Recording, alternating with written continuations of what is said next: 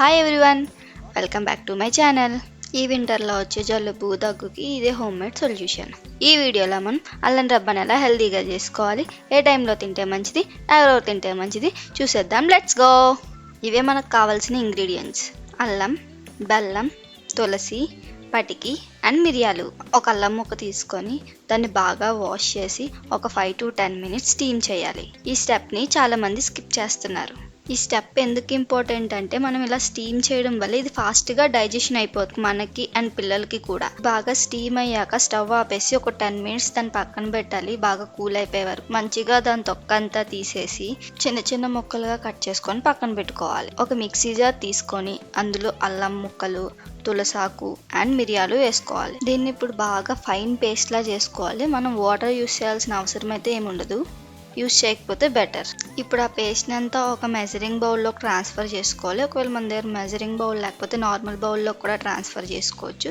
ఎందుకంటే ఈ పేస్ట్ ఎంత అయితే వస్తుందో దానికి డబల్ క్వాంటిటీ మనం బెల్లం తీసుకోవాలి. నాకైతే ఈ బెల్లం సరిపోయింది. నెక్స్ట్ ప్యాన్ పెట్టి ఈ ప్యాన్లో మనం తురుముకున్న బెల్లం అంతా వేసేసి కొంచెం వాటర్ కూడా యాడ్ చేసి బెల్లం అంతా కరిగే వరకు ఉంచాలి. మనం మధ్య మధ్యలో కలుపుతూ చూసుకుంటూ ఉండాలి. బెల్లం అంతా బాగా కరిగిపోయాక మనకు బబుల్స్గా వస్తుంది.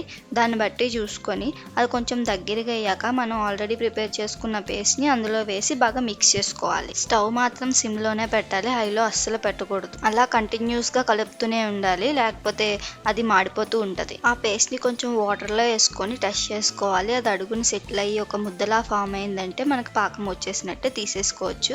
లేకపోతే ఇంకా కొంచెం హీట్ చేయాలి దాన్ని. నాకు ఇంకా పాకం సరిగ్గా రాలేదు, సో ఇంకా సేపు పొయ్యి మీద ఉంచుకున్నాను. అలా అని మరీ ఓవర్ హీట్ చేయకూడదు. ఓవర్ హీట్ చేస్తే మనకి అల్లంలో ఉన్న ప్రాపర్టీస్ మనం లాస్ అయిపోతాం.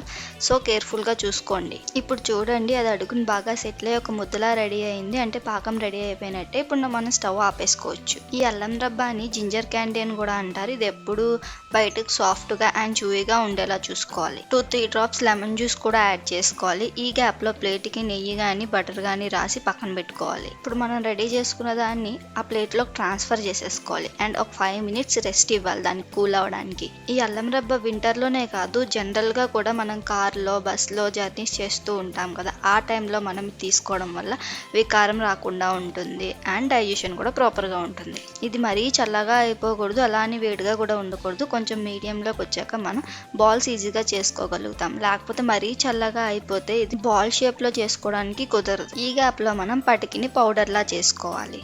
ఇది కంప్లీట్గా ఆప్షనల్ మాత్రమే. మీ దగ్గర ఉంటే యూస్ చేసుకోండి, లేకపోతే స్కిప్ చేసేయచ్చు. మీకు కావాలనుకుంటే షుగర్ని కూడా యూస్ చేసుకోవచ్చు అండ్ హెల్తీగా కావాలంటే అది కూడా స్కిప్ చేసేయండి. ఇప్పుడు మనం దాన్ని చిన్న బాల్స్గా చేసుకొని పటికిలో వేసుకొని కోట్ చేసుకొని పక్కన పెట్టుకోవాలి. ఈ ముద్ద చల్లారిపోతే మాత్రం బాగా హార్డ్గా అయిపోతుంది. సో వేడి మీద ఫాస్ట్గా బాల్స్ చేసేసుకోండి. ఇది చిన్నపిల్లల నుంచి పెద్దవాళ్ళ వరకు అందరూ దీన్ని తీసుకోవచ్చు. ఏ టైంలో తీసుకున్నా ఓకే, ఎర్లీ మార్నింగ్ తీసుకుంటే కొంచెం బెటర్. దీన్ని 2 నుంచి 3 months వరకు స్టోర్ చేసుకోవచ్చు. ఫుడ్ అంటే టేస్ట్ మాత్రమే కాదు, హెల్తీగా కూడా ఉండేలా చూసుకోవాలి. మీకు ఈ రెసిపీ నచ్చినట్టయితే లైక్ చేసి సబ్స్క్రైబ్ చేసుకోండి. Thank you for watching.